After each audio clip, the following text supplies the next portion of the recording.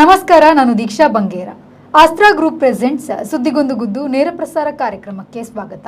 Powered by Mukund MGM reality, ಸಹ ಪ್ರಾಯೋಜಕರಾಗಿ BDG enterprises, master ಪ್ಲಾನರಿ groups. ಇಂದಿನ ಸುದ್ದಿಗೊಂದು ಗುದ್ದುವಿನ ವಿಚಾರ ಭಯದ ಬದುಕನ್ನು ನಿರಾಕರಿಸಲು ಶಾಂತಿ ಸಭೆಯ ಕರೆ. ಇದರ ಬಗ್ಗೆ ಒಂದು ವರದಿ ಇಲ್ಲಿದೆ, ನೋಡ್ಕೊಂಡು ಬರೋಣ.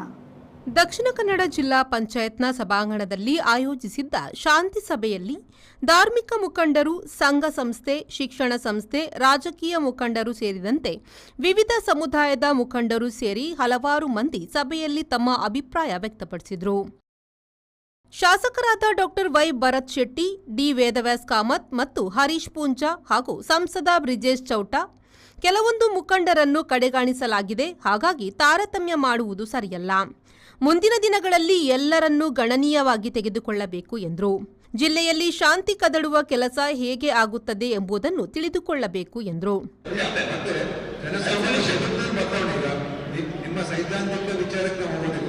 ನಿಮ್ಮ ಸೈದ್ಧಾಂತಿಕ ವಿಷಯ ನಾನು ಮಾತಾಡ್ತಾ ಇಲ್ಲ. ನಾನು ಹೇಳೋದಿಷ್ಟೇ, ಸೌಹಾರ್ದತೆ ಅನ್ನುವಂಥ ವಿಷಯ ಇಟ್ಸ್ ಅ ಫಿಲಾಸಫಿಕಲ್, ಮೆಂಟಲಿ ನಾವು ಒಳಗಾಗ್ಬೇಕು. ವಿನ ಶಾಂತಿಯ ವಿಷಯ ಬಂದಾಗ ವಾಟ್ಸಪ್ ನೋಡಿ ಯಾರು ಮಾರ್ಡರ್ ಮಾಡಲಿಲ್ಲ. ಅವ್ರು ಹೇಳಿದ್ರು ಈಗ ಇಬ್ರು ಸಹ ಯಾರೋ ಭಾಷಣ ಕೇಳಿ ನೀವು ಎಷ್ಟು ಜನ ತೆಗೆದ್ರು ಗೊತ್ತಾಗ್ತದೆ. ಹೋಗಿ ಭಾಷಣ ಕೇಳಿ ಮತ್ತೊಂದು ಮಾರ್ಡರ್ ಮಾಡ್ಲಿಕ್ಕೆ ಹೋಗ್ಲಿಲ್ಲ. ಆದ್ರೆ ಕಮಿಷನರ್ ಅವರು ಮತ್ತೆ ಏನು ಸ್ಟ್ಯಾನ್ಸ್ ತಗೊಂಡಿದ್ದಾರೆ ಒಳ್ಳೇದಿದೆ. ಸುಳ್ಳು ಸುದ್ದಿ ಹಬ್ಬಿಸುವಂತದನ್ನ ತಡೀತಾ ಇದ್ದಾರೆ. ಈಗಾಗಲೇ ಅವರು ಗೋಹತ್ಯೆ ಬಗ್ಗೆ ಹೇಳಿ ಸರ್, ಇಡೀ ಕರ್ನಾಟಕದಲ್ಲಿ ಗೋಹತ್ಯೆಗೆ ಅಧಿಕೃತವಾಗಿ ಸ್ಲಾಟರ್ ಹೌಸ್ ಇರುವುದು ಎರಡೇ ಹೆಸರು, ಒಂದು ಮಂಗಳೂರು, ಒಂದು ಹುಬ್ಬಳ್ಳಿ. ಮಂಗಳೂರಲ್ಲಿ ಒಂದೇ ಇರುವುದು. ಆದ್ರೆ ಈಗ ಇಲ್ಲಿಗಲಿ ಆಗಿ ಸ್ಲಾಟರ್ ಹೌಸ್ಗೆ ಅಂತ ಹೇಳುವಂತ ಇಲ್ಲಿಗಲ್ ಸ್ಲಾಟರ್ ಹೌಸ್ 100ಕ್ಕೂ ಅಧಿಕ ಇದೆ ನಮ್ಮ ಜಿಲ್ಲೆ. ಇದು ಇಲ್ಲಿಗಲಿ ಆಗಿ ಸ್ಲಾಟರ್ ಹೌಸ್ಗೆ ಹೋಗುವಾಗ ಪೊಲೀಸ್ ಇಲಾಖೆ ತಡೀಲಿಲ್ಲ ಅಂತ ಹೇಳಿದ್ರೆ ನಮ್ಗೆ ಗೋ ಅಂತ ಹೇಳಿದ್ರೆ ತಾಯಿ ಅಂತ ಸಮಾನ. ನಾವು ತಡಿಲಿಕ್ಕೆ ಹೋಗ್ತೇವೆ. ಈ ಜಿಲ್ಲೆಯಲ್ಲಿ ಇರ್ತಕ್ಕಂಥ ಎಲ್ಲ ಸಮುದಾಯದವರು ನಾವು ಯಾವುದೋ ಕಾರ್ಯಕ್ರಮದಲ್ಲಿ ಸವಲತ್ತು ಕೊಟ್ವಿ, ಇನ್ಯಾವುದೋ ಕಾರ್ಯಕ್ರಮದಲ್ಲಿ ನಾವು ಒಟ್ಟಿಗೆ ಕ್ರಿಕೆಟ್ ಆಡಿದ್ದೀವಿ ಅಂತ ಹೇಳಿದ್ರೆ ಈ ಜಿಲ್ಲೆಯಲ್ಲಿ ಸವಲತ್ತು ಬಡ್ಡೆಯಲ್ಲಿ ಸಾಧ್ಯ ಇಲ್ಲ. ಇದು ವಾಸ್ತವ ಅಲ್ಲ. ವಾಸ್ತವ ಏನು ಎನ್ನುವಂಥದ್ದನ್ನು ಅರ್ಥಕೊಂಡ್ರೆ ಮಾತ್ರ ಈ ಜಿಲ್ಲೆಯಲ್ಲಿ ಸೌಹಾರ್ದತೆಯನ್ನು ನೆಲೆಸಲಿಕ್ಕೆ ಸಾಧ್ಯ ಇರ್ತದೆ. ನಾನು ಜನಪ್ರತಿನಿಧಿಯಾಗಿ ಮಾತಾಡೋದರ ಜೊತೆಗೆ ನಾನು ಹಿಂದೂವಾಗಿಯೂ ಮಾತಾಡಬೇಕಾದಂಥ ವ್ಯವಸ್ಥೆಯನ್ನು ನಾನು ಅಭಿವೃದ್ಧಿಪಡಿಸಿಕೊಂಡೆ. ಇನ್ನೊಂದು ಸಮುದಾಯದ ಜನಪ್ರತಿನಿಧಿಯ ಜೊತೆಗೆ ಅವರ ಸಮಾಜವನ್ನು ಸಹ ಪ್ರತಿನಿಧಿಸಿದ್ರೆ ಮಾತ್ರ ಸೌಹಾರ್ದತೆಯನ್ನು ಕಂಡುಕೊಳ್ಳಲಿಕ್ಕೆ ಸಾಧ್ಯ ಇರ್ತಕ್ಕಂಥ ಈ ಜಿಲ್ಲೆಯನ್ನ ಕೋಮು ಸೂಕ್ಷ್ಮ ಪ್ರದೇಶ, ಈ ಜಿಲ್ಲೆಯನ್ನ ಹಿಂದುತ್ವದ ಪ್ರಯೋಗಶಾಲೆ, ಈ ರೀತಿ ತಪ್ಪಾಗಿ ಚಿತ್ರಿಸುವಂತ ಒಂದು ಪ್ರಯತ್ನ ನಡೀತಿರುವಂತಹ ಸಂದರ್ಭದಲ್ಲೂ ಕೂಡ ಈ ಜಿಲ್ಲೆಯಲ್ಲಿ 6 ಬಿಜೆಪಿ ಶಾಸಕರುಗಳು ಚುನಾಯಿತರಾಗಿದ್ದಾರೆ, 2 ವಿಧಾನ ಪರಿಷತ್ ಸದಸ್ಯರಿದ್ದಾರೆ, 1 ಸಂಸದರಿದ್ದಾರೆ. ಆದರೂ ಕೂಡ ಯಾವುದೋ ಕಾರಣಕ್ಕೆ ನಮ್ಮನ್ನು ಸೇರಿಸಿ ಮಾತನಾಡಬೇಕು ಅನ್ನುವಂಥದ್ದು ತಮಗೆ ಬಂದಿರಲಿಲ್ಲ. ನಾವು ವೈಯಕ್ತಿಕವಾಗಿ ಆಗ್ರಹ ಮಾಡಿದಂಥ ಸಂದರ್ಭದಲ್ಲಿ ಕೂಡ ಅದನ್ನ ನಡೆಸಲಿಲ್ಲ. ಅದನ್ನ ಈ ಬಾರಿ ನಡೆಸಿದ್ದಕ್ಕೆ ತುಂಬಾ ಸಂತೋಷ ಆಗಿದೆ.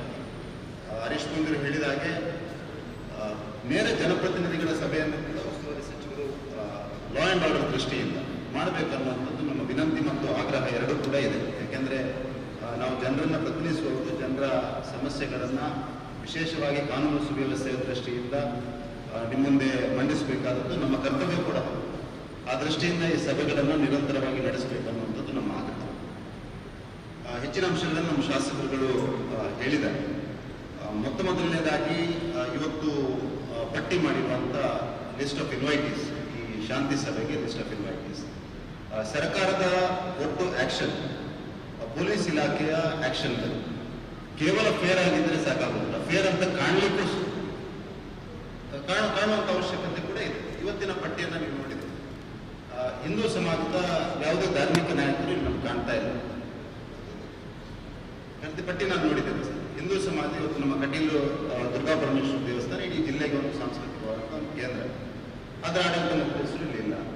ತುಂಬಾ ಈ ರೀತಿಯ ಪಟ್ಟಿ ಮಾಡ್ಲಿಕ್ಕೆ ಹೋದ್ರೆ ಈ ಲಿಸ್ಟ್ ಆಫ್ ಇನ್ವೈಟೀಸ್ ಅಂತ ಏನಿದೆ, ಈ ಇನ್ವೈಟಿಯ ಪಟ್ಟಿ. ಜಿಲ್ಲಾ ಉಸ್ತುವಾರಿ ಸಚಿವ ದಿನೇಶ್ ಗುಂಡೂರಾವ್ ಮಾತನಾಡಿ, ಎಲ್ಲರನ್ನೂ ಗಣನೆಗೆ ತೆಗೆದುಕೊಳ್ಳಲಾಗಿದೆ. ಜನಪ್ರತಿನಿಧಿಗಳು ಹಾಗೂ ಧಾರ್ಮಿಕ ಮುಖಂಡರಿಗೆ ಕೆಲವೊಂದು ಕಾರ್ಯಕ್ರಮಗಳಿದ್ದು, ಹಾಗಾಗಿ ಸಭೆಗೆ ಹಾಜರಾಗಿಲ್ಲ ಎಂದು ಸಭೆಯಲ್ಲಿ ತಿಳಿಸಿದರು. ಪ್ರತಿಯೊಂದು ಪಟ್ಟಿಯನ್ನು ನಾವು ಪ್ರಶ್ನೆ ಮಾಡಬಹುದು.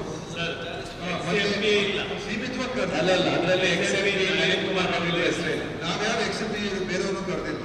ಈಗ ಜನಾರ್ದನ್ ಪೂಜಾರಿ ಒಬ್ಬರು ಎಕ್ಸ್ ಯೂನಿಯನ್ ಮಿನಿಸ್ಟರ್ ಅಂತ ಕರೆದಿದ್ದು. ಸಮಸ್ಯೆ ಏನಿಲ್ಲ. ಆದರೆ ನಾವು ಒಂದು ಪ್ರೋಟೋಕಾಲ್ ಒಂದು ಇದ್ರ ಪ್ರಕಾರ ಹೋಗೋದು ಸಮುದಾಯ ಮುಖಂಡಗಳನ್ನ ಮಿಸ್ ಆಗಿರ್ಬೋದು, ತೊಂದರೆ ಇಲ್ಲ. ಸಂಘ ಸಂಸ್ಥೆಗಳ ಗೃಹ ಸಚಿವ ಡಾಕ್ಟರ್ ಪರಮೇಶ್ವರ್ ಅವರು ಮಾತನಾಡಿ, ಈ ಸಭೆಯನ್ನು ನಾವು ಯಾವುದೇ ದುರುದ್ದೇಶದಿಂದ ಕರೆದಿಲ್ಲ. ಸುಮಾರು 38 ಜನರು ಇಂದು ತಮ್ಮ ಅಭಿಪ್ರಾಯವನ್ನು ವ್ಯಕ್ತಪಡಿಸಿದ್ದಾರೆ ಎಂದರು. ಮೊದಲಿನ ಸೌಹಾರ್ದತೆ ಮರಳಿ ಬರಬೇಕು ಅಷ್ಟೇ ನಾವು ಬೇಕಾಗುತ್ತೆ. ಇಲ್ಲೆಲ್ಲ ನಾನು ಪ್ರಣಾಳಿಕೆ ಬರೆಯುವಾಗನೇ ಅನೇಕ ಸಲಹೆಗಳನ್ನು ಕೂಡ ಕೊಟ್ಟಿದ್ದೇನೆ. ಮಂಗಳೂರು ಈ ಭಾಗಕ್ಕೆ ಬೇರೆ ಬೇರೆ ಕಾರ್ಯಕ್ರಮಗಳನ್ನ, ಇಂಡಸ್ಟ್ರಿ ಬರೋದಕ್ಕೆ, ಟೂರಿಸಂ ಬರೋದಕ್ಕೆ ಇವೆಲ್ಲ ಕೂಡ ನಾವು ಸಲಹೆಗಳನ್ನು ಕೊಟ್ಟಿದ್ದೇವೆ. ಸಭೆಯಲ್ಲಿ police commissioner Sudhir Kumar Reddy, SP doctor Arun Kumar ಹಾಗೂ ಜಿಲ್ಲಾಧಿಕಾರಿ ದರ್ಶನ್ ಎಚ್ವಿ ಸೇರಿದಂತೆ ರಾಜಕೀಯ ಮುಖಂಡರು, ಧಾರ್ಮಿಕ ಮುಖಂಡರು ಭಾಗವಹಿಸಿದ್ರು. ನಾಗೇಶ್ ಕಾವೂರು, ವಿ4 ನ್ಯೂಸ್, ಮಂಗಳೂರು. ಇದರ ಬಗ್ಗೆ ಮಾತನಾಡೋದಕ್ಕೆ ಹಿರಿಯ ಪತ್ರಕರ್ತರಾದಂತಹ ಮೋಹನ್ ಬೋಳಂಗಡಿ ಸರ್ ಇದ್ದಾರೆ. ಸರ್, ಕಾರ್ಯಕ್ರಮಕ್ಕೆ ಸ್ವಾಗತ. ಜಿಲ್ಲೆಯಲ್ಲಿ ಅಹಿತಕರ ಘಟನೆ ನಡೆದ ಬಳಿಕ ಗೃಹ ಸಚಿವರ ನೇತೃತ್ವದಲ್ಲಿ ಮೊದಲ ಶಾಂತಿ ಸಭೆಯನ್ನು ನಡೆಸಲಾಗಿದೆ. ಜಿಲ್ಲೆಯಲ್ಲಿ ಶಾಂತಿ ಮರುಸ್ಥಾಪನೆ ಆಗಬೇಕೆಂಬ ಒತ್ತಾಯ ಕೂಡ ಕೇಳಿಬಂದಿದೆ. ನೈತಿಕ ಪೊಲೀಸ್ಗಿರಿ ನಡೆಸಬಾರದು, ಗೋವುಗಳ ಅಕ್ರಮ ಸಾಗಾಟ ಕಂಡು ಬಂದರೆ ಪೊಲೀಸರಿಗೆ ಮಾಹಿತಿ ನೀಡಿ ಅನ್ನುವಂಥ ವಿಚಾರಗಳೆಲ್ಲ ಅಲ್ಲಿ ಡಿಸ್ಕಷನ್ ಆಗಿದೆ. ಸರ್, ಇದ್ರ ಬಗ್ಗೆ ನೀವೇನು ಹೇಳ್ತೀರಾ? ನೋಡಿ, ಜಿಲ್ಲೆಯಲ್ಲಿ ಶಾಂತಿ ಸಭೆ ನಡೆಸುವಂತಹ ವಾತಾವರಣ ನಿರ್ಮಾಣ ಆಗಿರಲಿಲ್ಲ. ವಾಸ್ತವವಾಗಿ ಕೆಲವು ದಿನಗಳ ಹಿಂದೆ ಎರಡೆರಡು ಕೊಲೆ ಪ್ರಕರಣಗಳು ನಡೆದವು. ಒಂದು ಬಜ್ಪೆಯಲ್ಲಿ ನಡೆಯಿತು, ಮತ್ತೊಂದು ಬಡಗಬೆಳ್ಳೂರಿನಲ್ಲಿ ಕೊಳತಮಜಲ್ನಲ್ಲಿ ನಡೆಯಿತು. ಆ ಎರಡೂ ಕೊಲೆ ಪ್ರಕರಣಗಳು ವೈಯಕ್ತಿಕ ದ್ವೇಷದ ಹಿನ್ನೆಲೆಯಲ್ಲಿ ನಡೆದಂತಹ ಪ್ರಕರಣಗಳು. ನಿಮಗೆ ತೋರಿಕೆಗೆ ಅದು ಒಂದಕ್ಕೆ ಪ್ರತಿಯಾಗಿ ಇನ್ನೊಂದು ಪ್ರತೀಕಾರದ ಹತ್ಯೆ ಅಂತೇಳಿ ಕಂಡರೂ ಸಹ ಅದರ ಹಿನ್ನೆಲೆಗಳು ಬೇರೆ ಇದೆ. ಆ ಎರಡೂ ಹತ್ಯೆಗಳು, ಅದರ ರಿಪರ್ಕೇಷನ್ಗಳು ಏನಿದೆ ಅದು ಇಡೀ ಜಿಲ್ಲೆಯಾದ್ಯಂತಕ್ಕೆ ಹಬ್ಬಲಿಲ್ಲ. ಅದರಿಂದಾಗಿ ಇದೊಂದು ಕೋಮು ಸೂಕ್ಷ್ಮ ಪ್ರದೇಶದಲ್ಲಿ ನಡೆದಂಥ ಹತ್ಯೆಗಳು ಆಗಿರೋದ್ರಿಂದ ಅದು ವ್ಯಾಪಕವಾಗಿ ಇಡೀ ಜಿಲ್ಲೆಗೆ ಹಬ್ಬಲಿಲ್ಲ. ಈ ಹಿಂದೆ ಹೇಗಿರ್ತದೆ ಅಂತ ಹೇಳಿದ್ರೆ, ಒಂದು ಗಲಾಟೆ ಆಯಿತು ಅಂತ ಹೇಳಿದರೆ ಅದು ಕ್ಷಣ ಮಾತ್ರದಲ್ಲಿ ಬೇರೆ ಬೇರೆ ಕಡೆಗಳಲ್ಲಿ ಅದರ ಪರಿಣಾಮಗಳು ಕಂಡು ಬರ್ತಾ ಇದ್ದವು. ಅದು ಈ ಹಿಂದೆ ನಡೆದ 1978ರ ಕೋಮುಗಲಭೆ ಆಗಿರ್ಬೋದು, 1992ರ ಕೋಮುಗಲಭೆ ಆಗಿರ್ಬೋದು, 94ರದ್ದಾಗಿರ್ಬೋದು, 98ರದ್ದಾಗಿರ್ಬೋದು, ಅದಕ್ಕಿಂತಲೂ ಮೊದಲು 1968ರದ್ದಾಗಿರ್ಬೋದು. ಈ ರೀತಿಯ ಗಲಾಟೆಗಳು, ಅದನ್ನು ನೀವು ಕೋಮು ಗಲಭೆ ಅಂತಲೇ ಹೇಳೋದು. ಕೋಮು ಗಲಭೆ, ಕೋಮು ಘರ್ಷಣೆ, ಎರಡು ಸಮುದಾಯಗಳ ಮಧ್ಯದಲ್ಲಿ ನಡೆದಂತಹ ಘರ್ಷಣೆ. ಆ ಸಂದರ್ಭದಲ್ಲಿ ನೂರಾರು ಪ್ರಕರಣಗಳು ದಾಖಲಾಗ್ತವೆ, ನೂರಾರು ಮಂದಿ ಗಳ ಮೇಲೆ ಕೇಸ್ ಆಗುತ್ತೆ, ನೂರಾರು ಮಂದಿ ಜೈಲಿಗೆ ಹೋಗ್ತಾರೆ, ಮತ್ತೆ ಹೊರಗೆ ಬರ್ತಾರೆ. ಈ ರೀತಿ ಇದು ಗಲಭೆ, ಕೋಮು ಸಂಘರ್ಷ. ಆದರೆ ಮೊನ್ನೆ ನಡೆದಂಥದ್ದು ಕೋಮು ಸಂಘರ್ಷ ಅಲ್ಲ. ಸುಭಾಷ್ ಶೆಟ್ಟಿಯ ಹತ್ಯೆ ಆಯಿತು, ಅದನ್ನು ಮತ್ತೊಂದು ಸಮುದಾಯದ ಯುವಕರ ತಂಡ ಮಾಡಿದೆ. ಅದಕ್ಕೆ ಪ್ರತಿಯಾಗಿ ಅಂತ ಹೇಳಿದರೂ ಸಹ ಅದು ತಪ್ಪಲ್ಲ. ಅದರಲ್ಲಿ ಅಬ್ದುಲ್ ರಹಿಮಾನ್ನ ಹತ್ಯೆ ಆಯಿತು, ಅದು ಸಹ ಇನ್ನೊಂದು ಸಮುದಾಯದ ಯುವಕರು ಮಾಡಿದಂತಹ ಕೃತ್ಯಗಳು. ಆದ್ದರಿಂದ ಎರಡೂ ಪ್ರಕರಣಗಳು ಈಗ ತನಿಖೆಯ ಹಂತದಲ್ಲಿದೆ. ಒಂದು ಪ್ರಕರಣ NIA ತನಿಖೆ ಮಾಡ್ತಾ ಇದ್ದಾರೆ, ಒಂದು ಪ್ರಕರಣವನ್ನು ಸ್ಥಳೀಯ ಪೊಲೀಸರು ತನಿಖೆ ಮಾಡ್ತಾ ಇದ್ದಾರೆ. ಆರೋಪಿಗಳ ಬಂಧನ ಆಗಿದೆ, ಅದರಲ್ಲಿ ಇನ್ನೂ ಕೆಲವು ಆರೋಪಿಗಳ ಬಂಧನ ಬಾಕಿ ಇದೆ. ಅದನ್ನು ಪೊಲೀಸ್ ಇಲಾಖೆ ಸಹಜವಾಗಿ ಆ ಪ್ರಕ್ರಿಯೆಯಲ್ಲಿದೆ. ಯಾಕಂತ ಹೇಳಿದ್ರೆ, ಒಂದು ಪ್ರಕರಣ ನಡೆದ ಕೂಡಲೇ ಅದರ ತನಿಖೆ ಎಲ್ಲ ಜವಾಬ್ದಾರಿ ಪೊಲೀಸರದ್ದು. ಆ ಜವಾಬ್ದಾರಿಯನ್ನು ಸಮರ್ಥವಾಗಿ ನಿರ್ವಹಿಸ್ತಾ ಇದ್ದಾರೆ. ಆದ್ದರಿಂದಾಗಿ ಅದೇ ಎರಡು ಘಟನೆಗಳನ್ನು ಕೇಂದ್ರೀಕರಿಸಿಕೊಂಡು ಇಡೀ ಜಿಲ್ಲೆಯಲ್ಲೇ ಬೆಂಕಿ ಬಿದ್ದಿತು ಎನ್ನುವಂತಹ ಪರಿಸ್ಥಿತಿ ಇಲ್ಲ. ಈ ಹಿಂದೆ ನಡೆದಂತಹ ಹಲವಾರು ಪ್ರಕರಣಗಳಲ್ಲಿ ನಿಮಗೆ ಇಡೀ ಜಿಲ್ಲೆಯಲ್ಲಿ ಅದು ರಿಪರ್ಕೇಷನ್ಗಳಾಗಿತ್ತು. ನಿಮಗೆ MRPL ಪೈಪ್ಲೈನ್ ವಿರುದ್ಧದ ಹೋರಾಟ, ಕೇವಲ MRPL ಪೈಪ್ಲೈನ್ ವಿರುದ್ಧದ ಹೋರಾಟ, MRPLನಿಂದ ತ್ಯಾಜ್ಯ ವಸ್ತುಗಳನ್ನು ಸಾಗಿಸುವಂಥ ಪೈಪ್ಲೈನ್, ಅದನ್ನು ಸಮುದ್ರಕ್ಕೆ ಬಿಡುವಂಥ ಒಂದು ಇದು. ಅದಕ್ಕೆ ಮೀನುಗಾರರು ಪ್ರೊಟೆಸ್ಟ್ ಮಾಡಿದರು, ಅಂದರೆ ಮಾಡಬಾರ್ದು ಅಂತೇಳಿ. ಯಾಕಂತ ಹೇಳಿದರೆ, ಈ ಹಿಂದೆ ಕೊಚ್ಚಿಯಲ್ಲಿ ಆದಂತಹ ಭಾರಿ ದೊಡ್ಡ ಟ್ರ್ಯಾಜಡಿ ಇದೆ. ಲಕ್ಷಾಂತರ ಟನ್ ಮೀನುಗಳು ಸತ್ತಿದೆ ಅಲ್ಲಿ ರಿಫೈನರಿ ಆದ ಸಂದರ್ಭದಲ್ಲಿ. ಅದಕ್ಕೆ ಮೀನಬಾಕಂ ಟ್ರಾಜಡಿ ಅಂತ ಒಂದು ಹೆಸರು ಇದೆ ಅದಕ್ಕೆ.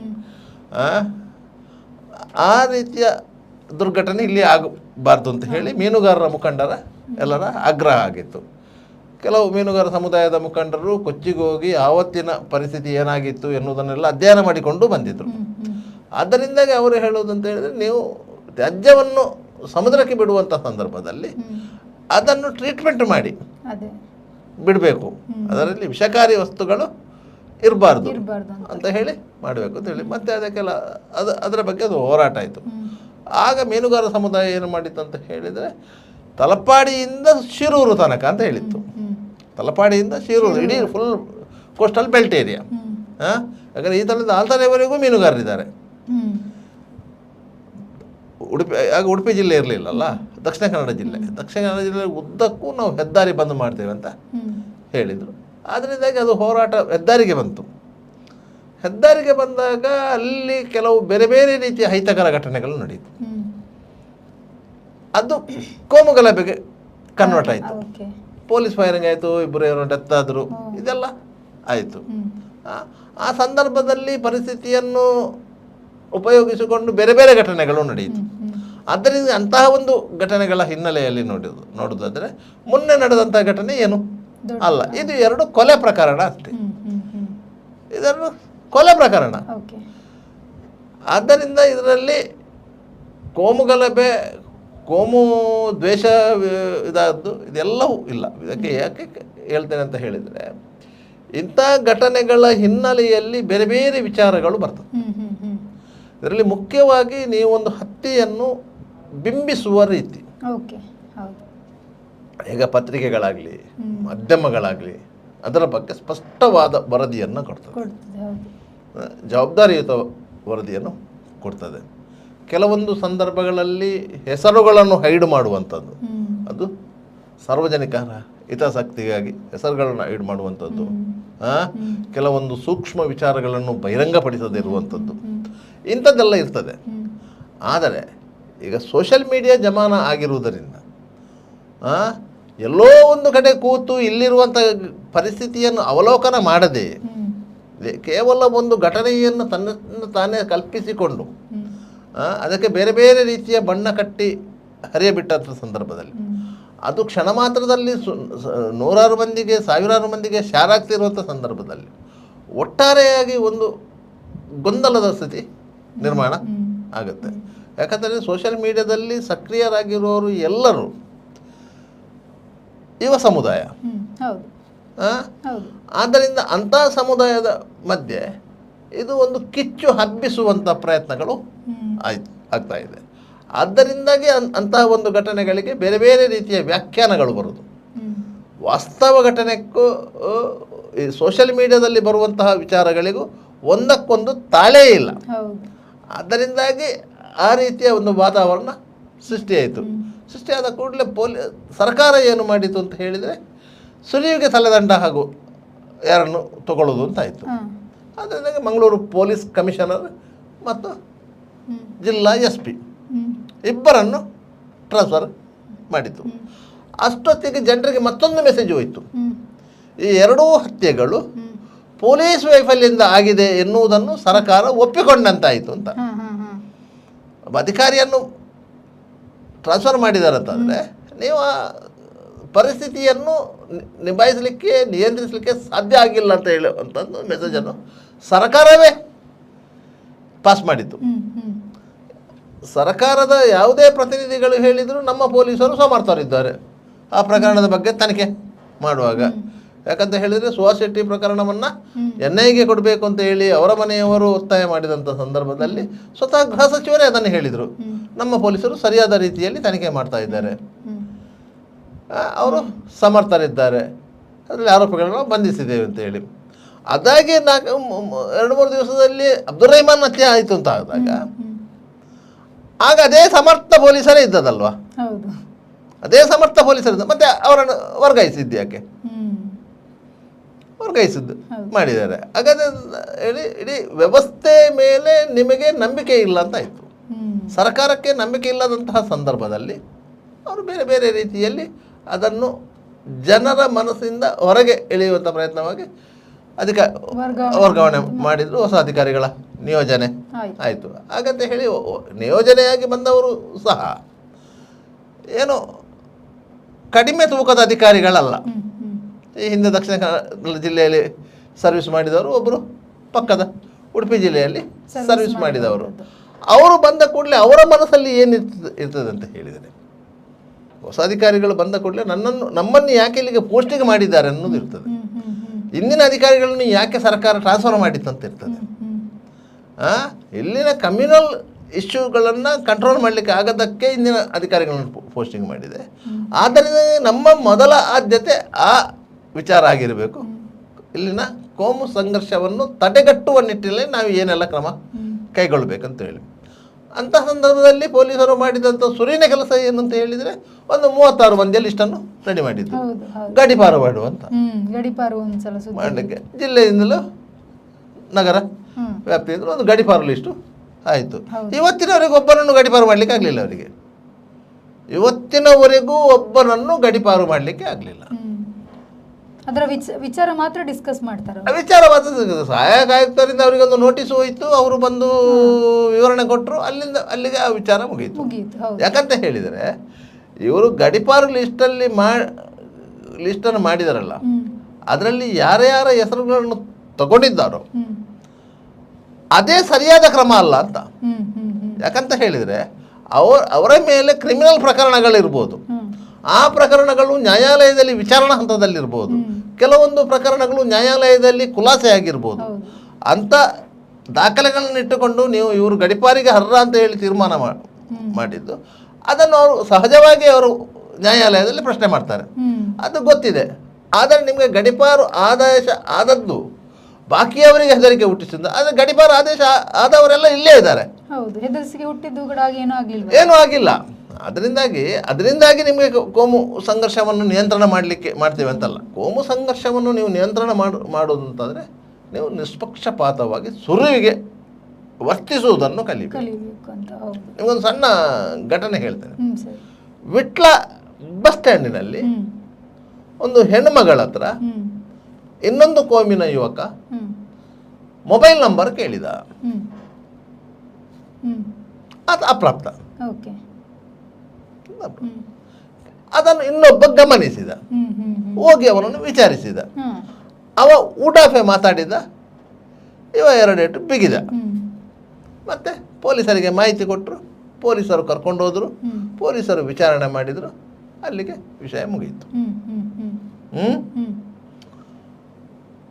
ಸ್ವಲ್ಪ ಹೊತ್ತಾಗುವಾಗಲೇ ಆ ಬಾಲಕನ ಅಣ್ಣ ಬಂದು, ಯಾಕಂದ್ರೆ ಅವ ಅಪ್ರಾಪ್ತ ಅಂದ್ರೆ ಏಟು ತಿಂದವನ ಬಾಲಕ ಅಪ್ರಾಪ್ತ, ಅವರ ಅಣ್ಣ ಬಂದು ಯಾರು ಹೊಡೆದಿದ್ದಾರೆ ಅಂತ ಹೇಳಿ ಒಬ್ಬರ ಮೇಲೆ ಕಂಪ್ಲೇಂಟ್ ಕೊಟ್ಟ. ಕೇಸು ದಾಖಲಾಯಿತು. ಪೊಲೀಸರು ಹೋಗಿ ಅವನನ್ನು ಕರ್ಕೊಂಡು ಬಂದರು. ಸ್ಥಳೀಯವಾಗಿ ಎಲ್ಲರಿಗೂ ಗೊತ್ತಿದೆ ಏನು ಘಟನೆ ಆಗಿದೆ ಅಂತೇಳಿ. ಆ ಘಟನೆಯ ಬಗ್ಗೆ ಕೇಸು ದಾಖಲಿಸಿಕೊಳ್ಳುವಾಗ ಅದರ ಪ್ರಾಥಮಿಕ ವಿಚಾರಣೆ ಮಾಡಬೇಕು ಅಂತ ಹೇಳ್ತದೆ ಈಗಿನ BNS ಕಾನೂನಲ್ಲಿ. ಪ್ರಾಥಮಿಕ ವಿಚಾರಣೆ ಮಾಡಬೇಕು. ಅದು ನಿಮಗೆ ಕಾಸ್ಗೇಬಲ್ ಒಫೆನ್ಸ್ ಅಂತ ಕಾಣ್ತದ ಏನಂದ್ರೆ ಪ್ರಾಥಮಿಕ ವಿಚಾರಣೆ ಮಾಡಬೇಕು. ಮೊದಲಾದರೆ ಹೇಗಿತ್ತು ಅಂತ ಹೇಳಿದರೆ, ಯಾವುದೇ ಘಟನೆ ಆದ ಕೂಡಲೇ ಪೊಲೀಸ್ ಠಾಣೆಗೆ ಮಾಹಿತಿ ಬಂದರೆ ಇಮ್ಮಿಡಿಯೇಟ್ ಆಗಿ ಅದು ಕಾಸ್ಗೇಬಲ್ ಅಂತೇಳಿ ಮೇಲ್ನೋಟಕ್ಕೆ ಗೊತ್ತಾದರೆ ನೀವು FIR ಮಾಡಬೇಕಂತ ಇತ್ತು. ಒಂದು ವೇಳೆ FIR ಆಗುವುದು ತಡ ಆದರೆ ಅದು ಮತ್ತೆ ನ್ಯಾಯಾಲಯದ ವಿಚಾರಣೆಯ ಸಂದರ್ಭದಲ್ಲಿ ಆರೋಪಿಗೆ ಲಾಭ ಆಗುತ್ತದೆ ಅಂತೇಳಿ ಅಂತ ಇತ್ತು. ಯಾಕಂದರೆ ಆಗ ಪ್ರಶ್ನೆ ಬರ್ತಾ ಇತ್ತು ವಿಚಾರಣೆ ಸಂದರ್ಭದಲ್ಲಿ, ಪೊಲೀಸ್ ಸ್ಟೇಷನ್ ಎಲ್ಲಿದೆ, ಮ್ಯಾಜಿಸ್ಟ್ರೇಟ್ ಮನೆ ಎಲ್ಲಿದೆ, ಒತ್ತು ಇಲ್ಲಿದೆ FIR ಆಗಿ ಅಲ್ಲಿಗೆ ಹೋಗ್ಲಿಕ್ಕೆ ಎಷ್ಟು ಸಮಯ ಬೇಕು, ಇಲ್ಲಿ FIR ಆದದ್ದು ಎಷ್ಟು ಗಂಟೆಗೆ, ಮ್ಯಾಜಿಸ್ಟ್ರೇಟ್ ರಿಸೀವ್ ಮಾಡಿದ್ದು ಎಷ್ಟು ಗಂಟೆಗೆ, ಇದೆಲ್ಲ ಲೆಕ್ಕಾಚಾರಗಳಿತ್ತು ಡಿಫೆನ್ಸಲ್ಲಿ ಅಂಥದ್ದಿತ್ತು. ಆದರೆ BNS ಅಲ್ಲಿ ಇದಿಲ್ಲ. ನೀವು FIR ಅನ್ನು ನಿಮಗೆ ಪ್ರಾಥಮಿಕ ತನಿಖೆಯಲ್ಲಿ ಅದು ಅಪರಾಧ ಅಂತ ಹೇಳಿ ಕನ್ಫರ್ಮ್ ಆದರೆ ಮಾತ್ರ ನೀವು FIR ಮಾಡಿ ಅಂತ ಹೇಳ್ತದೆ. ಇದರಲ್ಲಿ FIR ಮಾಡಿದ್ದಾರೆ. ವಾಸ್ತವವಾಗಿ ಅದು ಒಂದು ರೀತಿಯಲ್ಲಿ ನೋಡಿದರೆ ಕ್ಷುಲ್ಲಕ ಕಾರಣಕ್ಕಾಗಿ ನಡೆದಂಥ ಒಂದು ಘಟನೆ. ಒಂದು ಹೆಣ್ಣುಮಗಳ ಹತ್ರ ಒಬ್ಬ ಅಪ್ರಾಪ್ತ ಬಾಲಕ ನಂಬರ್ ಕೇಳಿದಂತ ಆದ ಕೂಡಲೇ ಅದನ್ನು ಇನ್ನೊಬ್ಬ ಪ್ರಶ್ನೆ ಮಾಡಿದಂತ ಆಗುವಾಗ ಅವನಿಗೆ ಯಾಕೆ ಅಧಿಕಾರ ಪ್ರಸಂಗ ಅಂತ ಕೇಳುವುದಲ್ಲ. ಅದರಲ್ಲಿ ಬೇರೆ ಏನಾದರೂ ಒಂದು ಉದ್ದೇಶಗಳು ಇರ್ತದೆ. ಫೋನ್ ನಂಬರ್ ಕೇಳುವಂಥ ಎಲ್ಲ ಉದ್ದೇಶಗಳು ಬೇರೆ ಬೇರೆ ಇರ್ತದೆ. ಸಹಪಾಠಿ ಆಗಿರ್ಬೋದು, ಮತ್ತೊಂದೇ ಆಗಿರ್ಬೋದು. ಅಂತಹ ಸಂದರ್ಭದಲ್ಲಿ ಪೊಲೀಸರು ಆ ಸೂಕ್ಷ್ಮತೆಯನ್ನು ಅರ್ಥ ಮಾಡಿಕೊಳ್ಳಬೇಕು ಅಂತೇಳಿ.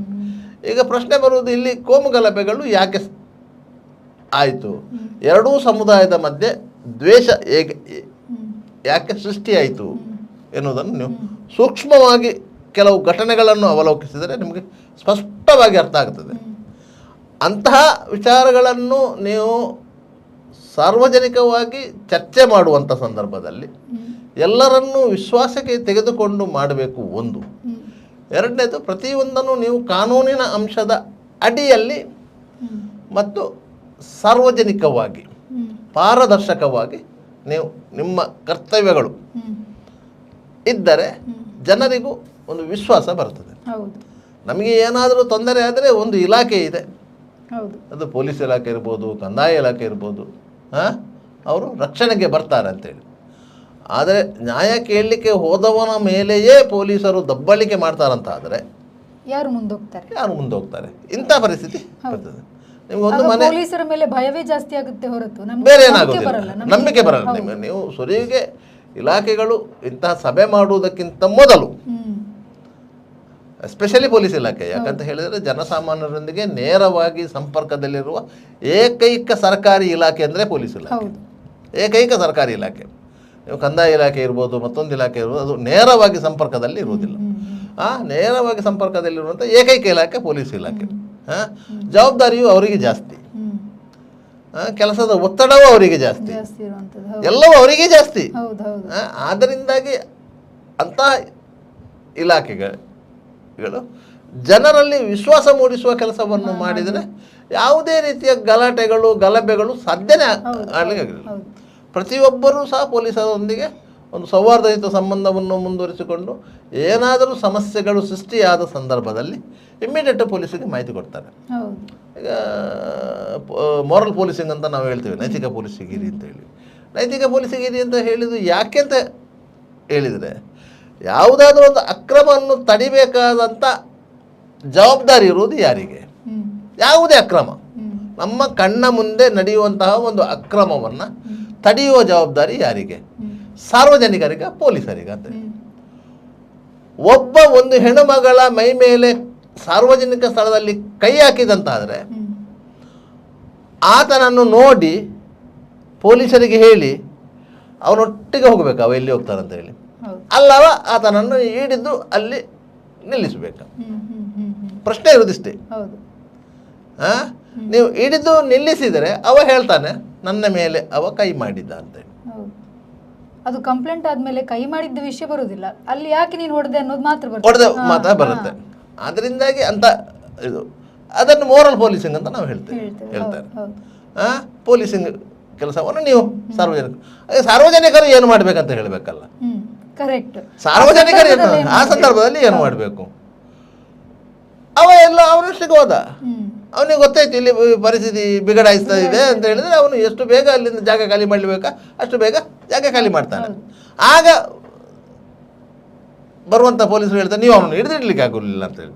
ನೀವು ಹಿಡಿದಿದ್ರೆ ಈಗ ಹೇಳ್ತೀರಿ, ಹಿಡಿಯದಿದ್ದರೆ ಹಾಗೆ ಹೇಳ್ತೀರಿ, ನಾವೇನ್ ಮಾಡೋದು?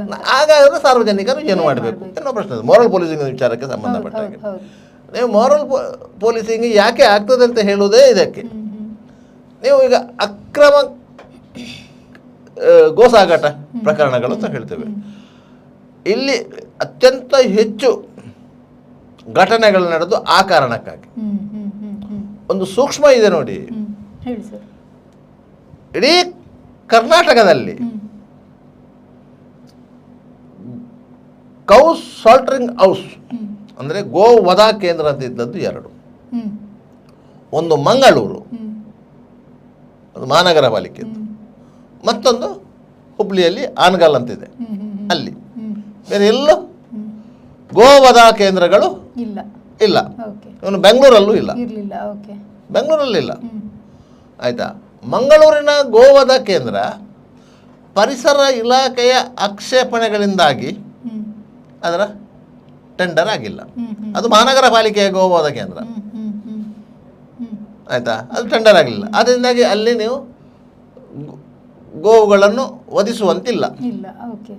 ಅದು ಯಾವೆಲ್ಲ ಗೋವು ಅಂತ ಹೇಳಿದರೆ ನೀವು ಜಾನುವಾರು ಅಂತ ಹೇಳುವಾಗ ನೀವು ಹಾಲು ಕರೆಯುವ ಹಸುವನ್ನು ಹೊರತುಪಡಿಸಿ ಬೇರೆ ಬೇರೆ ಇದನ್ನು ಕಡಿಬೋದು, ವಧಿಸ್ಬೋದು. 15 ವರ್ಷದ ದಾಟಿದ ಹಸುವನ್ನು ಸಹ ವಧಿಸ್ಬೋದು.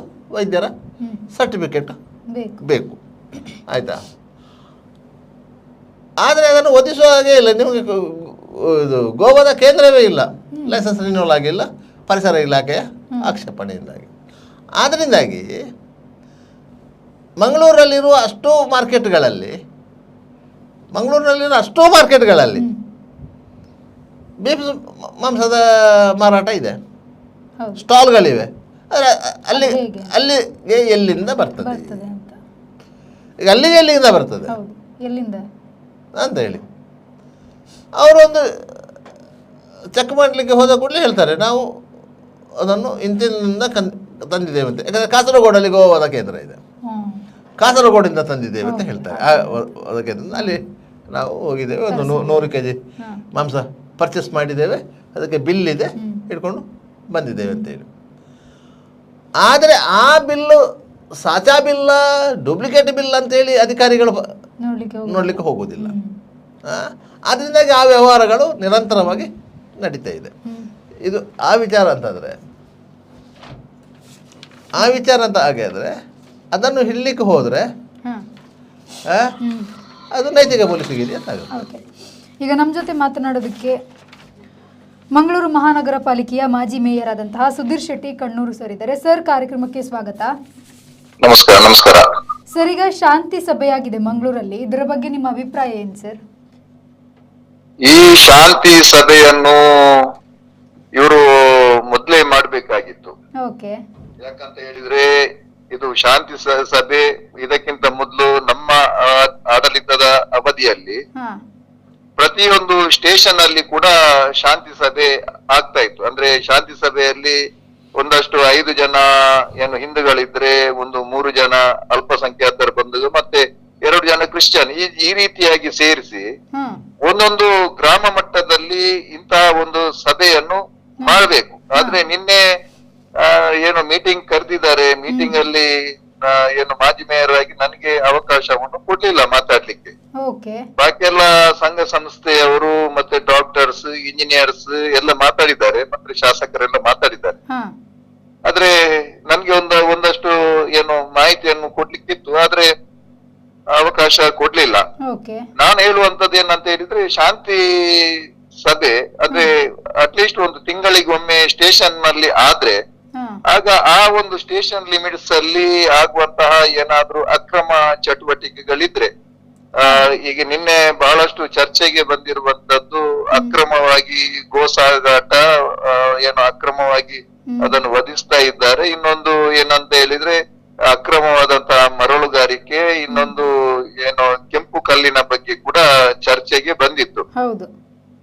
ಹಾಗಾಗಿ ನಾನು ಹೇಳುವಂತದ್ದು ಏನಂತ ಹೇಳಿದ್ರೆ, ಎಲ್ಲದಕ್ಕೂ ಕೂಡ ಈಗ ಇಲ್ಲಿ ಹೊಯ್ಗೆ ಇಲ್ಲದೆ ಈಗ ಜನ ಬಹಳಷ್ಟು ಸಮಸ್ಯೆಯಿಂದ ಇದ್ದಾರೆ. ಅವರಿಗೆ ಆ ಒಂದು ಹೊಯ್ಗೆ ತೆಗಿಲಿಕ್ಕೆ ಒಂದು ಮರಳು ನೀತಿಯನ್ನು ಮಾಡುವಂತದ್ದು, ಅದನ್ನೆಲ್ಲ ತಕ್ಷಣ ಮಾಡ್ಬೇಕು. ಅಂದ್ರೆ ಇಮಿಡಿಯೇಟ್ ಎಲ್ಲರಿಗೂ ಕೂಡ ಬಹಳ ಅಗತ್ಯವಾಗಿ ಆಗಬೇಕಾದಂತಹ ಈ ಒಂದು ಕೆಲಸ, ಮರಳು ಕೊಡ್ಬೇಕು, ಮತ್ತೆ ಏನು ನಮ್ಮ ಕೆಂಪು ಕಲ್ಲು ಕೊಡ್ಬೇಕು, ಅದನ್ನೆಲ್ಲ ಸರ್ಕಾರದ ವತಿಯಿಂದ ಅದನ್ನೆಲ್ಲ ತಕ್ಷಣ ಅದಕ್ಕೆ ಏನಾದ್ರೂ ಏನೋ ಕಾನೂನನ್ನು ರೂಪಿಸಿ ತಕ್ಷಣ ಮಾಡಿ ಕೊಡ್ಬೇಕು. ಈಗ ಏನಾಗಿದೆ ಅಂತ ಹೇಳಿದ್ರೆ, ಒಟ್ಟು ಈಗ ಜನ ಇನ್ನು ಮುಂದಕ್ಕೆ ದಂಗೆ ಹೇಳುವಂತ ಸ್ಥಿತಿಗೆ ನಿರ್ಮಾಣ ಆಗಿದೆ. ಯಾರಿಗೂ ಕೂಡ ಕೆಲಸ ಇಲ್ಲ. ಒಂದು ಎಲ್ಲವೂ ಕೂಡ ನೋಡಿ, ಒಂದು ಬಿಲ್ಡಿಂಗ್ ಕನ್ಸ್ಟ್ರಕ್ಷನ್ ಆದ್ರೆ ಅದಕ್ಕೆ ಕನೆಕ್ಟಿವ್ ಆಗಿ ಎಲ್ಲವೂ ಕೂಡ ಇದೆ.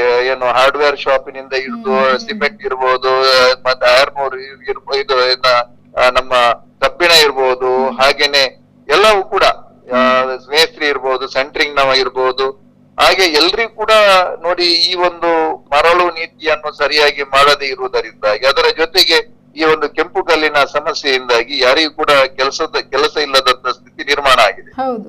ಈ ಒಂದು ಶಾಂತಿ ಸಭೆಯಲ್ಲಿ ಇದು ಕೂಡ ಯಾಕಂತ ಹೇಳಿದ್ರೆ ನಮ್ಮ ಈಗ ಹಿಂದೂಗಳಿರ್ಬೋದು ಮುಸಲ್ಮಾನರು ಇರ್ಬೋದು ಅವರಿಗೆ ಆ ಹುಡುಗರಿಗೆಲ್ಲ ಕೆಲಸ ಸಿಕ್ಕಿದಾಗ ಅವರು ಅವರಷ್ಟಕ್ಕೆ ಅವರು ಅವರ ಕೆಲಸವನ್ನು ಮಾಡ್ತಾ ಇರ್ತಾರೆ.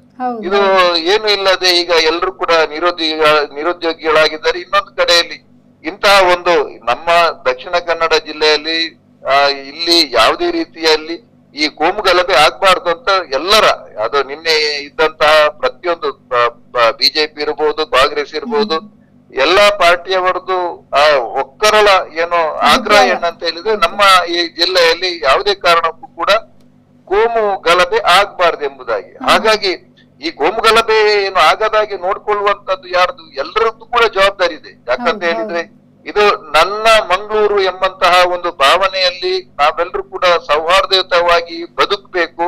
ಮತ್ತೆ ಎಲ್ಲರನ್ನು ಕೂಡ ಸಮಾನತೆಯಿಂದ ನೋಡ್ಬೇಕು. ಒಂದು ಕಡೆಯಲ್ಲಿ ತುಷ್ಟೀಕರಣ ಮಾಡಿದ್ರೆ ಆಗ ಇನ್ನೊಂದು ಸಮುದಾಯಕ್ಕೆ ನೋವಾಗ್ತದೆ. ನೋವಾಗುವಾಗ ಅಲ್ಲಿ ಮತ್ತೆ ಗಲಾಟೆ ಆಗುವಂತದ್ದು, ಮತ್ತೆ ಈ ರೀತಿಯಾಗಿ ಅಕ್ರಮವಾಗಿ ಗೋಸಾಗಾಟ, ಅದನ್ನು ಕೂಡ ಅದರಿಂದಾಗಿ ಕೂಡ ಕೋಮು ಗಲಭೆ ಆಗುವಂತದ್ದನ್ನು ಕೂಡ ನಾವು ನೋಡ್ತಾ ಇದ್ದೇವೆ. ಮತ್ತೆ ಇನ್ನೊಂದು ಕಡೆ ಲವ್ ಜಿಹಾದಿನ ಇಂತಹ ಒಂದು ಸಮಸ್ಯೆ. ಯಾಕಂದ್ರೆ ನೋಡಿ ಆ ಒಂದು ಸಮುದಾಯದಲ್ಲಿ ಬೇಕಾದಷ್ಟು ಏನೋ ಇರುವಾಗ ಹುಡುಗಿಯರು ಇರುವಾಗ ಇನ್ನೊಂದು ಸಮುದಾಯದ ಅವರ ಯಾಕೆ ಈ ರೀತಿಯಾಗಿ ಈ ಒಂದು ಲವ್ ಜಿಹಾದಿನ ಮುಖಾಂತರ ಈ ರೀತಿಯಾಗಿ ಮಾಡುವಂಥದ್ದು, ಆಗ ಅಲ್ಲಿ ಕೋಮು ಗಲಭೆ ಏನೋ ಸೃಷ್ಟಿಯಾಗಿ ಇಂಥದ್ದೆಲ್ಲ ಈ ಚರ್ಚೆಗೆಲ್ಲ ಬಂದಿತ್ತು. ಹಾಗಾಗಿ ಇದಕ್ಕೆಲ್ಲ ಏನೋ ಕಾನೂನನ್ನು ರೂಪಿಸ್ತೇವೆ ಮತ್ತೆ ಎಲ್ಲ ಹೇಳಿದ್ದಾರೆ, ಏನು ಗೃಹ ಮಂತ್ರಿಗಳು ಕಾನೂನನ್ನು ರೂಪಿಸಿ ಇದನ್ನೆಲ್ಲ ಸರಿ ಮಾಡ್ತೇವೆ ಅಂತ ಹೇಳಿ.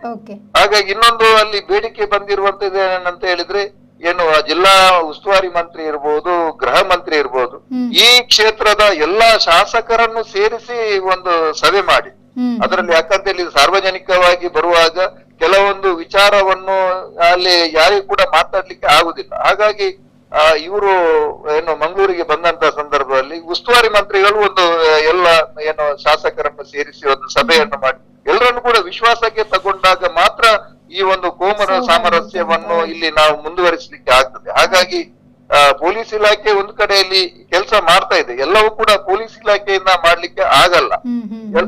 ಅಂದ್ರೆ ಎಲ್ಲರೂ ಕೂಡ ಒಗ್ಗಟ್ಟಾಗಿದ್ದಾಗ ಮಾತ್ರ ಈ ಒಂದು ಸಮಸ್ಯೆಗೆ ಒಂದು ಶಾಶ್ವತವಾದಂತಹ ಪರಿಹಾರವನ್ನು ಮಾಡ್ಲಿಕ್ಕೆ ಆಗ್ತದೆ.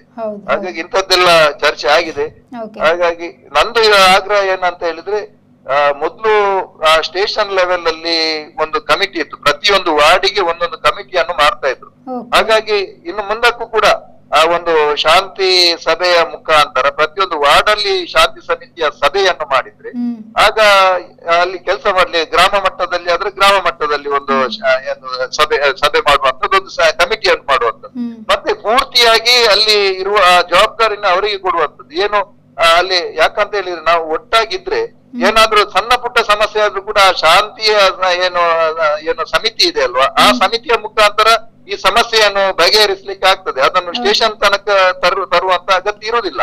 ಹಾಗಾಗಿ ಇಂಥದ್ದೆಲ್ಲ ಮಾಡಿದ್ರೆ ಇಲ್ಲಿನ ಖಂಡಿತವಾಗಿ ಕೂಡ ಮುಂದಿನ ದಿನಗಳಲ್ಲಿ ನಮ್ಮ ಮಂಗಳೂರು ಎಲ್ಲದಕ್ಕೂ ಕೂಡ ಬಹಳ ಬೇಸರ ಆಗ್ತದೆ. ಮಂಗಳೂರು ಅಂತ ಹೇಳಿದ್ರೆ ನಮ್ಮಲ್ಲಿ ಎಲ್ಲಾ ಸೋರ್ಸ್ ಕೂಡ ಇದೆ, ಏನು ಪೋರ್ಟ್ ಇದೆ, ಏರ್ಪೋರ್ಟ್ ಇದೆ, ಮತ್ತೆ ಏನು ನಮ್ಮ ರೈಲ್ವೆ ಸ್ಟೇಷನ್ ಇದೆ, ಮತ್ತೆ ಟ್ರಾನ್ಸ್ಪೋರ್ಟೇಶನ್ ವ್ಯವಸ್ಥೆ ಎಲ್ಲವೂ ಕೂಡ ಇರುವಂತ ಪಶ್ಚಿಮ ಘಟ್ಟ ಒಂದು 50-60 ಕಿಲೋಮೀಟರ್ ಹೋಗುವಾಗ ಪಶ್ಚಿಮ ಘಟ್ಟ, ಪ್ರಕೃತಿಯ ಒಂದು ರಮಣೀಯವಾಗಿರತಕ್ಕಂತಹ ನಗರ ಯಾವ್ದಂತ ಹೇಳಿದ್ರೆ ನಮ್ಮ ಮಂಗಳೂರು. ಆ ಮಂಗಳೂರನ್ನು ಇಡೀ ನಮ್ಮ ವಿಶ್ವಕ್ಕೆ ಬೆಳಗಿಸುವಂತಹ ಕೆಲಸ ಎಲ್ಲರೂ ಕೂಡ ಒಟ್ಟಾಗಿ ಮಾಡಿದ್ರೆ ಖಂಡಿತ ಆಗುತ್ತೆ ಅಂತ ನನ್ನೊಂದು ಅಭಿಪ್ರಾಯ. ಈಗ ಈ ಸಭೆಯಲ್ಲಿ ಹಿಂದೂ ಸ್ವಾಮೀಜಿಗಳು ಸೇರಿದಂತೆ ಧಾರ್ಮಿಕ ಮುಖಂಡರು, ರಾಜಕೀಯ ಮುಖಂಡರು ಬರದೇ ಇರೋದಕ್ಕೆ ಒಂದಿಷ್ಟು ಆಕ್ಷೇಪ ವ್ಯಕ್ತ ಆಗಿದೆ ಸರ್, ಇದ್ರ ಬಗ್ಗೆ ನೀವೇನ್ ಹೇಳ್ತೀರಾ? ನೋಡಿ ಏನಾಗಿದೆ ಅಂತ ಹೇಳಿದ್ರೆ ಅದೇ ನಾನು ಸ್ವಲ್ಪ ಅದರಲ್ಲಿ ತುಷ್ಟೀಕರಣದ ಕೂಡ, ಯಾಕಂತ ಹೇಳಿದ್ರೆ ಒಂದು ಅಲ್ಪಸಂಖ್ಯಾತ ಬಂಧುಗಳು ಬಹಳಷ್ಟು ಇದ್ರು.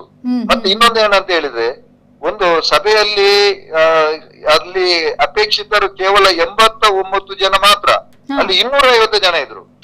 ಇದನ್ನೆಲ್ಲ ಕಂಟ್ರೋಲ್ ಮಾಡ್ಬೇಕು. ಕಂಟ್ರೋಲ್ ಮಾಡಿ ಒಟ್ಟು ಏನೋ ಮಾರ್ಕೆಟ್ಗೆ ಬಂದ ಹಾಗೆ ಒಂದು ಏನು ಗೃಹ ಮಂತ್ರಿ ಇರುವಂತ, ಮತ್ತೆ ಉಸ್ತುವಾರಿ ಮಂತ್ರಿ ಇರುವಂತ, ಮತ್ತೆ ಎಲ್ಲ ಶಾಸಕರು ಇರತಕ್ಕಂತಹ ಒಂದು ಶಾಂತಿ ಸಭೆಯಲ್ಲಿ ಅವ್ರು ಎಷ್ಟು ಜನರಿಗೆ ಕರೆದಿದ್ದಾರೆ ಅಷ್ಟು ಜನರು ಮಾತ್ರ ಅಲ್ಲಿ ಉಪಸ್ಥಿತರಿರ್ಬೇಕಿತ್ತು. ಆದ್ರೆ ಒಟ್ಟಾಗಿ ಎಲ್ಲರೂ ಕೂಡ ಬಂದು ಒಟ್ಟು ಎಲ್ಲರೂ ಕೂಡ ಯಾರು ಅದಕ್ಕೆ ಸಂಬಂಧಪಟ್ಟದವರು ಕೂಡ ಮಾತಾಡಿದ್ದಾರೆ.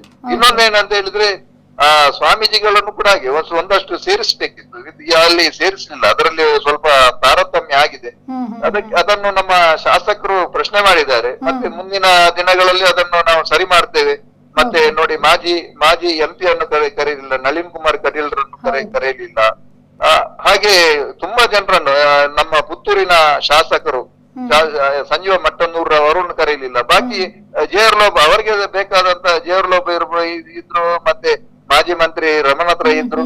ಅವರು ಯಾಕೆ ಬಂದದ್ದು ಅಂತ ನಾನು ಕೇಳ್ತಾ ಇಲ್ಲ. ಅವರನ್ನು ಈಗ ಬಾಕಿ ಉಳಿದವರನ್ನು ಕೂಡ ಕರೆದು, ಈಗ ಈ ಒಂದು ಸಮನ್ವಯ ಇದರಲ್ಲಿ ಬರ್ಬೇಕಲ್ವಾ? ಸಮನ್ವಯ ಬರ್ಬೇಕಾದ್ರೆ ಎಲ್ಲರನ್ನು ಕೂಡ ಸಮಾನವಾಗಿ ನೋಡಿದಾಗ ಮಾತ್ರ ಅಲ್ಲಿ ಸಮನ್ವಯ ಬರುವಂತದ್ದು. ಈ ಒಂದು ಕೆಲಸವನ್ನು ಮಾಡ್ಬೇಕಿತ್ತು. ನಮ್ಮ ಕಟೀಲಿನ ನೋಡಿ, ಇಲ್ಲಿ ನಮ್ಗೆ ಧಾರ್ಮಿಕ ಕ್ಷೇತ್ರ ಯಾವ್ದು ಅಂತ ಹೇಳಿದ್ರೆ ಕಟೀಲಿನ ಅಶ್ರಫ್ನವರು ಇಲ್ಲ, ಅದರಲ್ಲಿ ಕರೀಲಿಲ್ಲ ಅವರನ್ನು. ಅವರು ಕೂಡ ಬರ್ಬೇಕಿತ್ತು. ಹಾಗಾಗಿ ಒಂದಷ್ಟು ಸ್ವಾಮೀಜಿಗಳನ್ನು ಕೂಡ ಕರೀಬೇಕಿತ್ತು.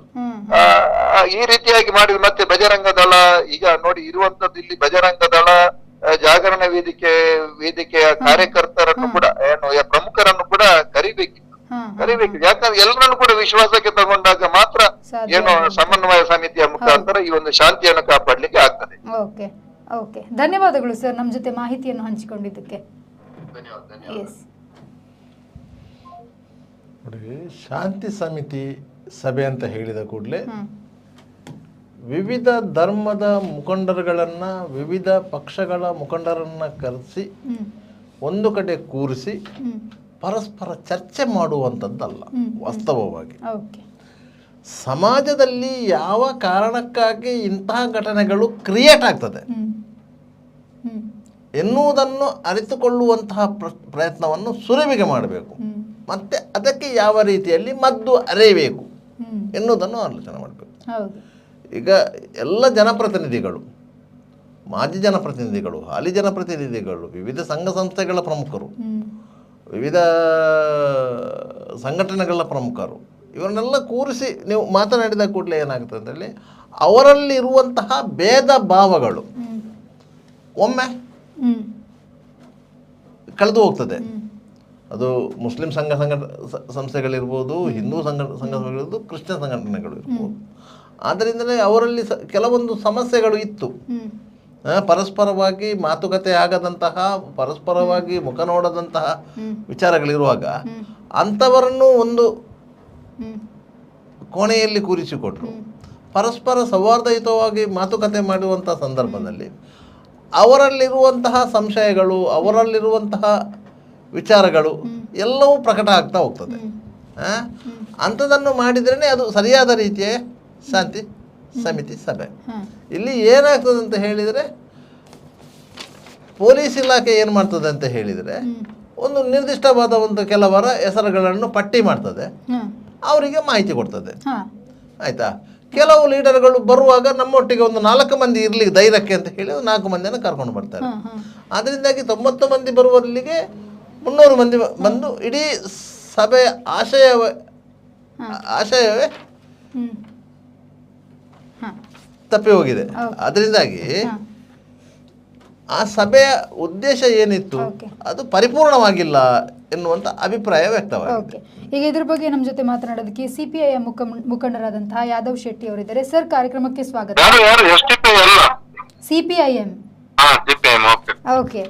ಸಿಪಿಐ ಮುಖಂಡರಾದಂತಹ ಯಾದವ್ ಶೆಟ್ಟಿ ಸರ್ ಇದ್ದಾರೆ. ಸರ್, ಕಾರ್ಯಕ್ರಮಕ್ಕೆ ಸ್ವಾಗತ. ಶಾಂತಿ ಸಭೆಯ ಬಗ್ಗೆ ನಿಮ್ಮ ಅಭಿಪ್ರಾಯ ಏನು ಸರ್? ಶಾಂತಿ ಸಭೆಗೆ ಪ್ರಯತ್ನ ಮಾಡಿದ್ದಾರೆ. ಅದರಲ್ಲಿ ಕೆಲವು ನ್ಯೂನತೆಗಳು ಕೂಡ ಇವೆ. ಅಂದ್ರೆ ಯಾವುದೆಲ್ಲ ಸರ್? ಒಂದು, ಶಾಂತಿ ಸಭೆಗೆ ಕರೆಯುವಾಗ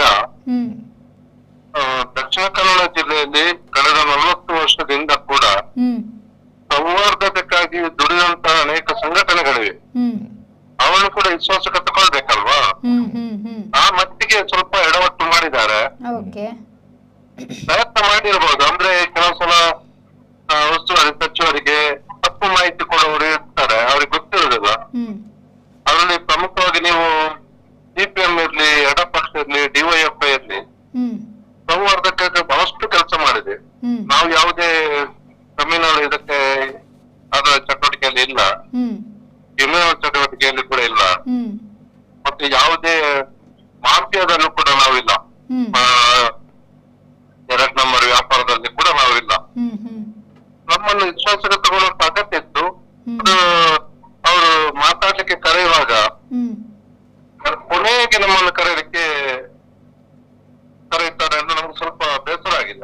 ಓಕೆ. ಪ್ರಯತ್ನ ಇದು ಸರಿ ಇಲ್ಲ ಅಂತ ಹೇಳಲ್ಲ, ಆದ್ರೆ ಮಾತಾಡುವಾಗ ಯಾರನ್ನು ಹೆಚ್ಚು ವಿಶ್ವಾಸಕ್ಕೆ ತಗೊಳ್ಬೇಕು ಅದು ಮುಖ್ಯ. ಹೌದು. ಇಂತಹ ಸಭೆಗಳಿಂದ ಸೌಹಾರ್ದತೆ ಅನ್ನೋದು ಸಾಧ್ಯ ಆಗುತ್ತಾ ಸರ್? ಇಲ್ಲ ಇಲ್ಲ, ಖಂಡಿತ. ಕೋಮುವಾದ ಅಂತ ಹೇಳಿದ್ರೆ ಓಕೆ. ಕೋಮುವಾದವನ್ನು ವಿರೋಧಿಸುವುದೇ ಕೋಮು ಸೌಹಾರ್ದತೆಗೆ ಮೂಲ. ಕೋಮುವಾದವನ್ನು ವಿರೋಧಿಸದೆ ಅದಕ್ಕೆ ಪ್ಯಾಚ್ ವರ್ಕ್ ಮಾಡುವುದರಿಂದ ಕೋಮು ಸೌಹಾರ್ದತೆ ಬೆಳೆಯುವುದಿಲ್ಲ. ಓಕೆ. ಯಾವುದೇ ಕೋಮುವಾದ ಆಗಲಿ ಅದನ್ನು ವಿರೋಧಿಸುವ ಗುಣ ಇರಬೇಕು, ವಿರೋಧಿಸುವ ಮಾತ್ರ ಸೌಹಾರ್ದತೆ ಬರುವುದು. ನಾವು ಪೊಲೀಸ್ ಕಮಿಷನರ್ ನನ್ನು 4 ತಿಂಗಳ ಹಿಂದೆ ಅವರ ಬಗ್ಗೆ ನಾವು ಟೀಕೆ ಮಾಡಿದೆವು. ಆಗ ನಮ್ಮ ಸ್ಪೀಕರ್ ಸಾಹೇಬರು ಹೇಳಿದ್ರು, ಇಲ್ಲ ಇಲ್ಲ ಪೊಲೀಸರಿದ್ದರೆ ನಾವು ರಾತ್ರಿ ಆಗಲು ಬದುಕುವುದಂತ, ನಮಗೆ ನಿದ್ದೆ ಬರೋದಿದ್ರೆ ಪೊಲೀಸರಿಂದಲೇ ಅಂತ.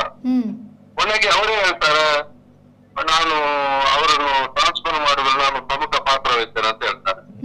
ಈಗ ಅವರ ಬಗ್ಗೆ ತನಿಖೆ ಮಾಡ್ಬೇಕಂತ ಹೇಳ್ತಾರೆ.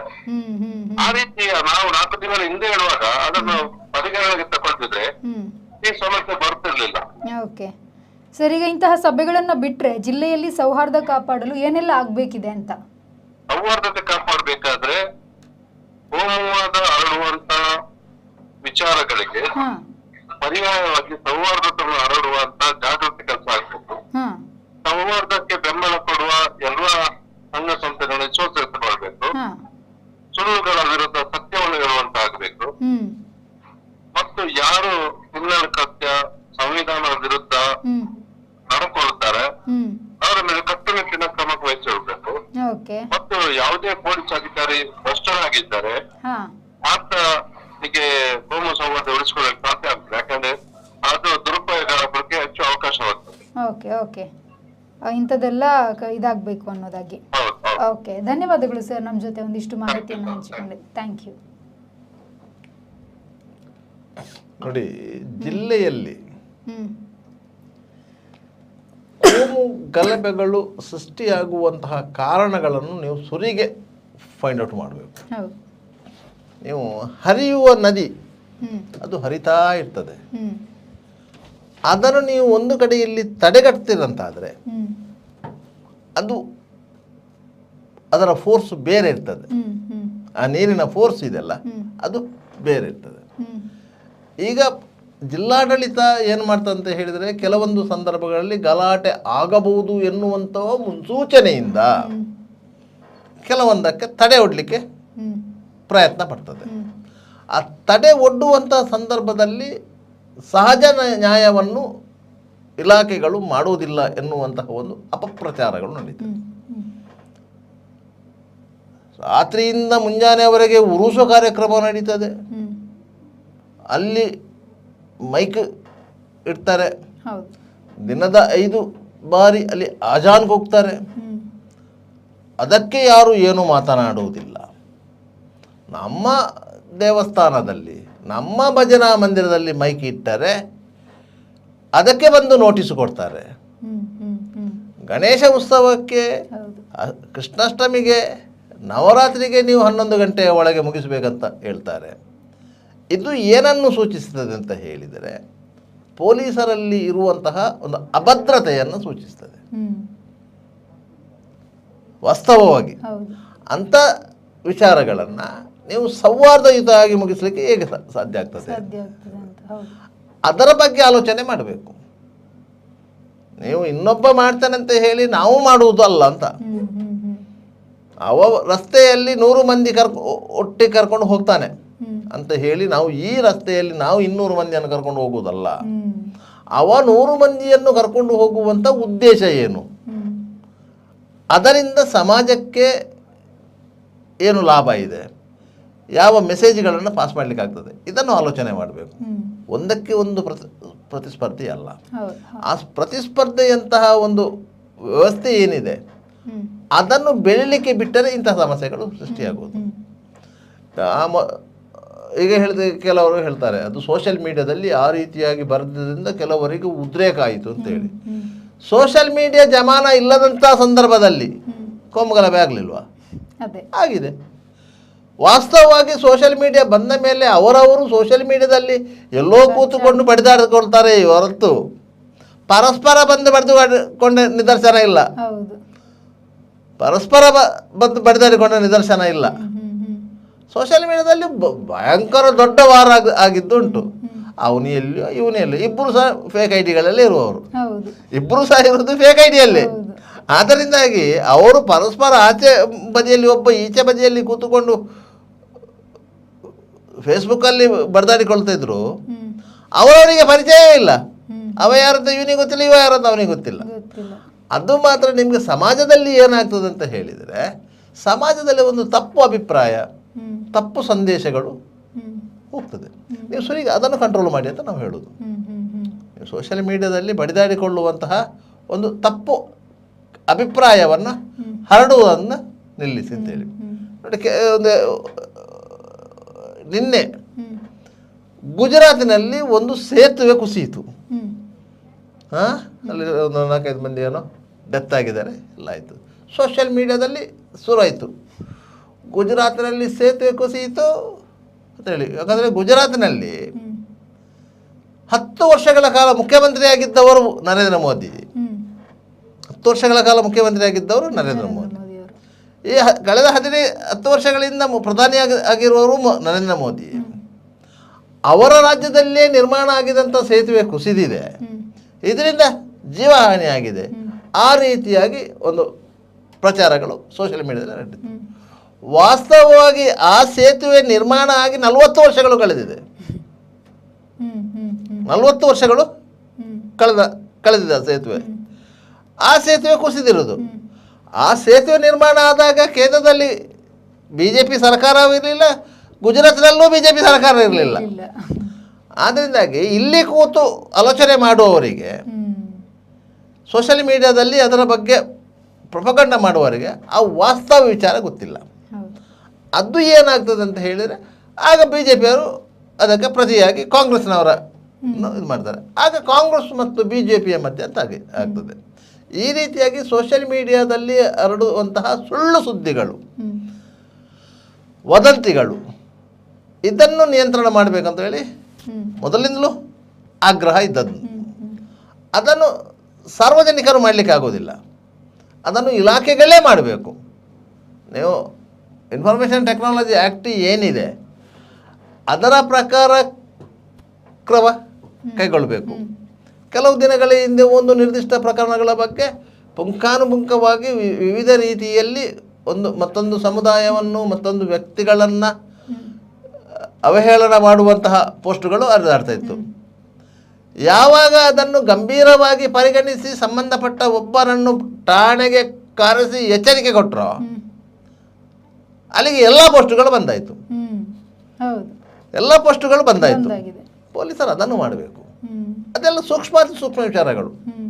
ನಿಮಗೆ ವಾಸ್ತವವಾಗಿ ನಿಮಗೆ ಎದುರಿಗೆ ಗೊತ್ತಿಲ್ಲದೆ ಇರುವಂತಹ, ಸಂಪೂರ್ಣವಾಗಿ ಕತ್ತಲೆಯಲ್ಲಿ ಇರುವಂತಹ, ನಾವು ಕತ್ತಲೆಯಲ್ಲಿ ತಡಕಾಡುವುದು ಅಂತ ಹೇಳ್ತೇವೆ, ಕತ್ತಲೆಯಲ್ಲಿ ಕರಿಬೆಕ್ಕನ್ನು ಹುಡುಕುವುದು ಅಂತ.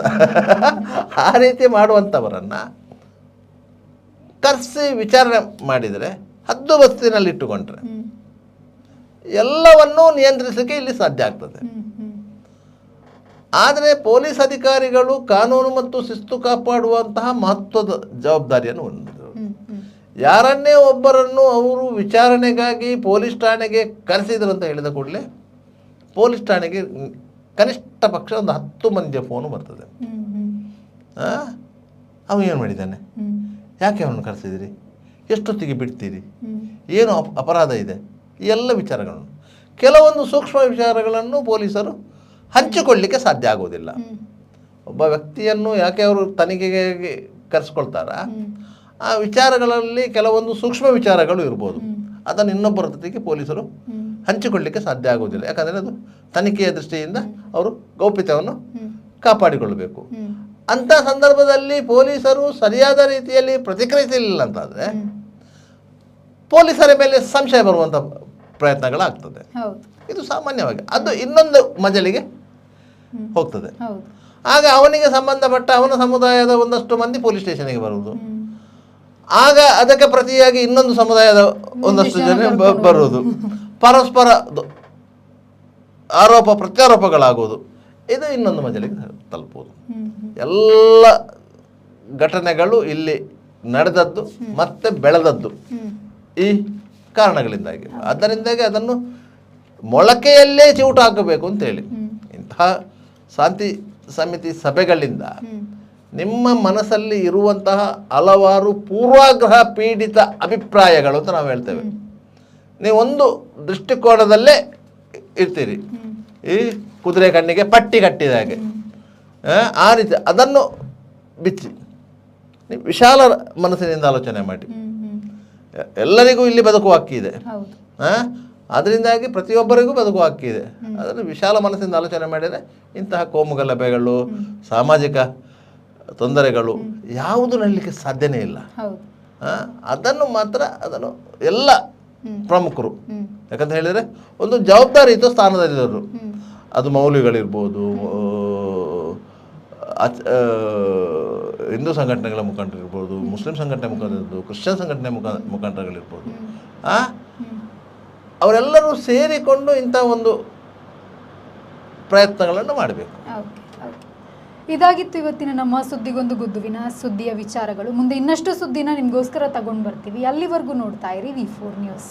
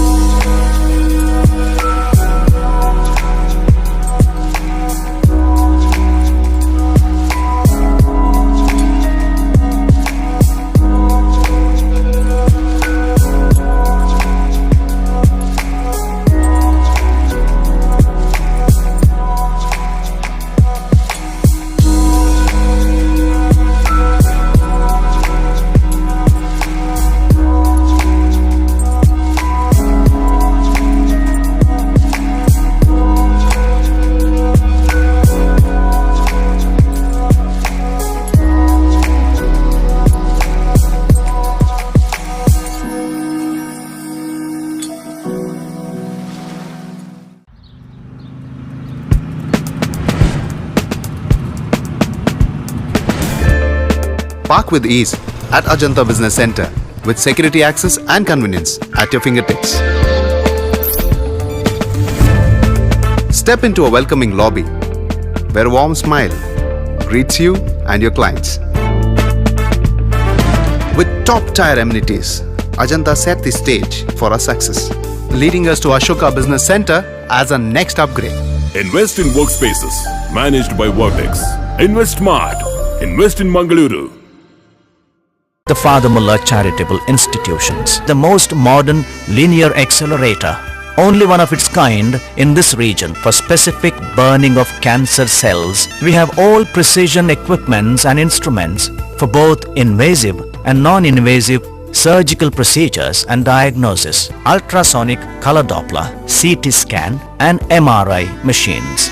The operation theaters are equipped with contemporary equipments, high-tech intensive care units, neo and postnatal units, burns unit, cath lab and cardiothoracic units are fully equipped. Our NICU is the largest in the city. The blood bank and cell separator and casualty are 24-hour services. The Father Mullah Charitable Institutions. Ideal ice cream, milky way to your heart.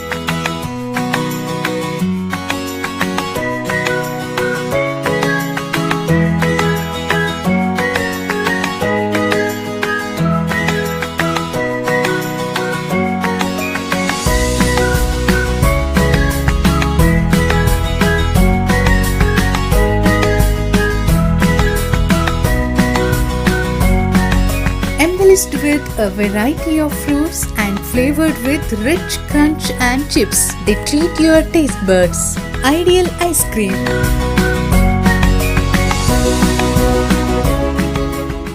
B. Devdas Ganpati Pai Enterprises, All kinds of quality and attractive material available at one place. Biggest showroom in Mangalore city. Admired by public at large. The showroom of your choice. B. Devdas Ganpati Pai Enterprises. Near New Chitra Talkies, Mangalore.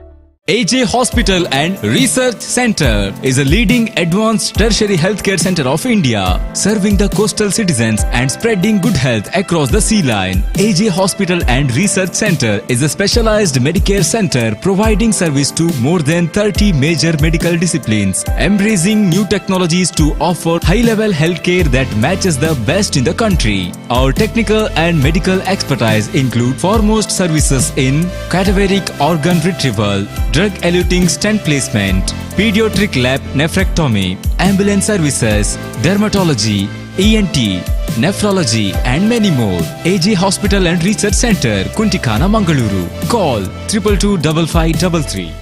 Vasudeva Stores. Store for your inner needs. Visit us to find trendy innerwear from major brands.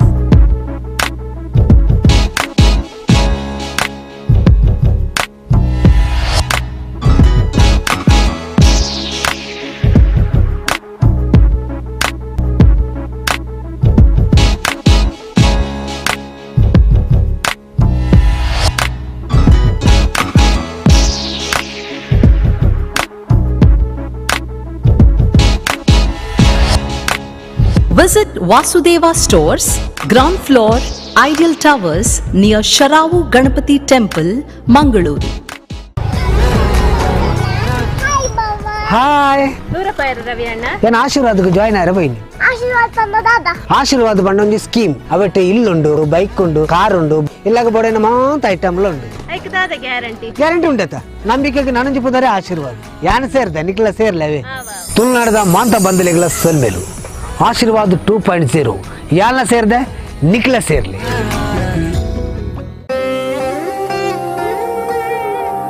ಆಹಾ, shining ಆದ್ರೆ ಏನೋ missing.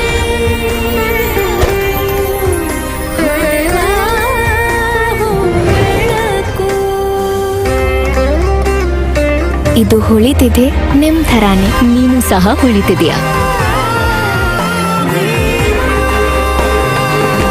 ಶತಮಾನದ ವಾರಸುದಾರಿಕೆಯ